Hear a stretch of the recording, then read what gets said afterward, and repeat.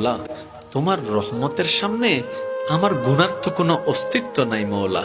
আমার গুনাহ না হয় পাহাড় পরিমাণ হবে, বেশি থেকে বেশি আসমান পরিমাণ হবে, না হয় পুরা পৃথিবী পরিমাণ হবে। তোমার রহমত তো অগণিত, তোমার রহমত তো অসীম, তোমার রহমত তো আনলিমিটেড। এবার রব্বে করিম বলে, তাহলে ঘাবড়াস কেন, তাহলে মন ছোট করস কেন? আরে গুনাহ করেছো তো করেছো, কি হয়েছে?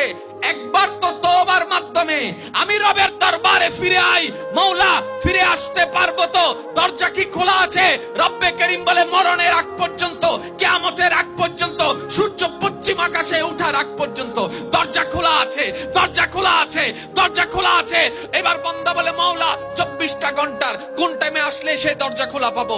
রব্বে করিম বলে, আরে ব্যাংকের দরজা খোলা থাকে নির্দিষ্ট সময়ে, অফিস আদালতের দরজা খোলা থাকে নির্দিষ্ট সময়ে, এমনকি ঘরের দরজাও খোলা থাকে নির্দিষ্ট সময়ে, এর বাইরে যাই না। কিন্তু তোর রবের দরবার এমন একটা দরবার, 24টা ঘন্টার যেই কোনো মুহূর্তে তুই আসবি, তোর রবের দরবার তোর জন্য খোলা থাকবে। সুবহানাল্লাহ।